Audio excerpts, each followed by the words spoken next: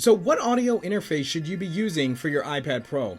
Well, that's the question we're going to answer today as I take a look at several different audio interfaces. Today we're going to be taking a look at the Presonus Studio 24C. So shout out to Presonus for sending this over. We're going to take a look at all of its features and its quality and all those things in regards to the iPad Pro. Now, for those of you who have been watching this channel for a while, you know that audio interfaces are near and dear to me, and I've already matched up many of these head to head in my audio interface comparison video, but that was just in relation to how they work on Mac OS and with Macs. But today we're going to take a look at how it works with iPad and how many of those features carry over to iOS that we get on Mac and PC. Before we get started, be sure to hit the subscribe button and click the bell so you don't miss. I'm Chris Grant Jr.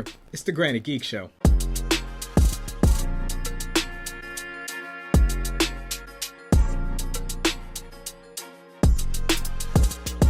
So first off, who needs an audio interface? Well, this video is for my podcasters, my YouTubers, my musicians, anybody who wants high quality audio at any given time. Also, anybody who has a setup like this with speakers and wants to hear their iPad Pro put out some serious volume in a theater setup or something like that. So we're going to start with the Presonus Studio 24C. This is part one of my full series. I'll be going through every audio interface I own and seeing how it works with the iPad Pro. So the first thing that I love about the Studio 24C is you've got this great build quality. You've got a blue and black gunmetal type feel. It's very heavy, which may not be so good for portability, but it's definitely excellent for durability. So let's go over all the buttons and physical knobs and things like that. So on the front of it, you've got your two microphone inputs. Now these are combo inputs, so you can use TRS or XLR right into these two. This is great because for podcasting or something like that, you're able to plug in two microphones or your instrument in like a guitar or something like that. Here is what I love. This is an LED display that shows you the input level from your microphones as well as your volume level for your left and right speakers. It goes from -24 to 0 dB. Here you've got your input volume control, so you can control the amount of gain coming in through here. You've got your phantom power button, which lights up blue when it's connected. You've got your mixer, which changes the amount of input you're getting from your computer versus your inputs in case you want low latency monitoring. You've got your headphone knob here, self-explanatory, and your main volume knob, which controls your main speaker outputs. On the left side, nothing but the logo, and that's the same on the right side. On the top, you have the Presonus logo, and then on the back, you've got your headphone jack. You've got your left and right speaker output, as well as two old school MIDIs. This is cool, particularly for the iPad Pro, because sometimes you're limited in the amount of USB ports that you have. So it's nice to be able to plug in your keyboard via the audio interface, and then that frees up some USB ports. This also connects via USB-C, so we'll go ahead and remove this sticker to show.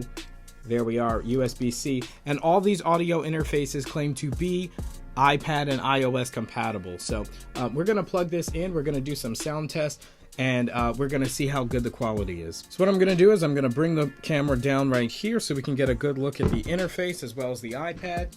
I've got this microphone here which I'll be using. This is a condenser microphone called the Stellar X2. It's a great, relatively cheap microphone that has really better sound quality than it should at this price point. And this is something that's easier for people to get their hands on and get a good idea of what the sound quality will be like. So let's go ahead and take the Presonus and plug it up. Now for this old school iPad using the lightning connector, I'll have to use an adapter, and this is just a USB to lightning adapter. For some reason I also can't find any of my USB-C to USB, so I found these nifty little adapters that convert USB-C into USB-A, and then here I've got a USB-C which will go into the back of the device. So this should be relatively simple. We plug this on in, and we want to make sure that we're connected to power as well, just so that the iPad is able to supply the interface with enough juice. So let's go ahead and remove the sticker just a little bit, and we'll plug it into the back right there, and then we will take the USB-C and go right into the interface. Now we can see we have a red light here, and then it turned blue, indicating that it's getting enough power, I'm assuming. So then, like I said, the 48 phantom power comes on blue when it's activated. And let's go ahead and plug a microphone into this. So we'll go ahead and open up Garageband now. It says audio device connected. So yes, we want to turn on monitoring here, but we have no microphone plugged in, so you don't see any input levels. So now we have the Stellar X2 plugged in right here, as you can see. and we're going to go ahead and plug that into the interface. And now we should be providing some phantom power to it, and we should begin to get an input level with a new audio track. Testing, and there we have it. We've got some audio input here. Let's go ahead and turn up our input gain, and then, okay, testing, 1 2 1 2. We have to put it up a good amount past half in order to get much of anything. But as you can see, I'm kind of at a distance here. So what we're going to do now is get at a decent distance. Testing, 1 2. Seems like we need a good amount of gain. As you can see, the input here is still quite low. So here we have the volume coming in, and we're going to go ahead and record a little bit of this and see what our volume levels are like. We'll plug that in, and this does connect through the back. Now, one thing that I don't really like about the Studio 24C is the difference in where all the inputs and outputs are located. Sometimes you're reaching around the back, sometimes it's up here on the front. If you're not familiar with the interface, you know, you kind of have to duck down to see some of the writing down there if you're looking at it from above. But those are things that you could get used to. So now we've got our headphones plugged in. We'll go ahead and turn up our headphone volume. I think that's the headphone. Yep, that's the headphone volume. And we're doing self-monitoring now. So I'm getting the input from the microphone, and I'm hearing it right now in my headphones. So now we're going to go ahead and record something, and I'll play the file back for you.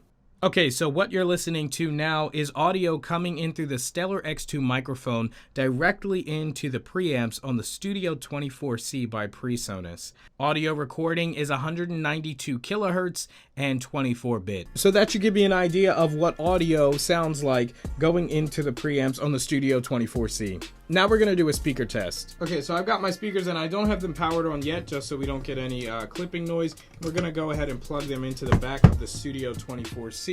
There is our right speaker, and also here is our left. So now we're going to go ahead and turn these speakers on. Oh look, it's the latest episode of the Granite Geek Show.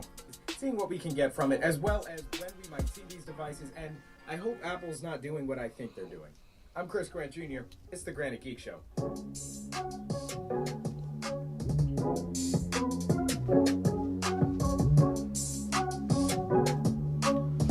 Also, before we get started, the AirTags just arrived to my house, so we'll be doing the giveaway for that. So let me turn that down. This thing has gain for days, let me tell you. I think the headphones are going too. Let me turn this down. So this thing has got gain for days. It's not having any trouble pumping out to these speakers here. So definitely a win for that. So obviously the interface works as you would expect it to. We've got microphone going in, we've got speakers going out, so really no problem there. Unfortunately, there aren't really any special features to speak of for this device. It just does exactly what it's supposed to do, and I guess that's okay. So while I do like the durability of this device, one thing that you have to consider is its weight. It actually weighs more than the tablet itself.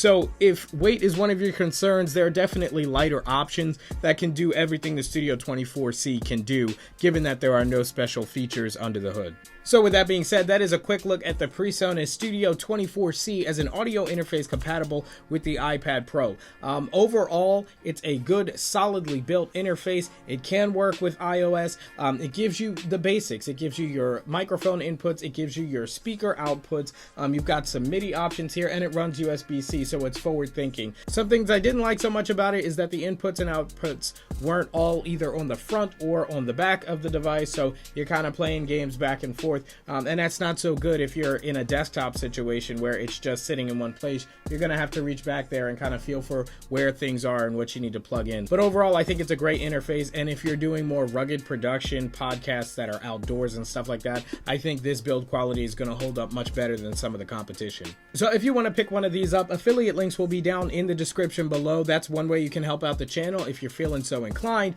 Be sure to like the video if you like the video, subscribe, and click the bell, as well as we cover your favorite tech and video games. Stay tuned for the next video in this series. I'll either be looking at the M Audio or the Evo 4 or the Audience. Shout out to them for sending those two devices over as well. Thank you guys so much for watching. As always, I'm Chris Grant Jr. It's the Granite Geek Show.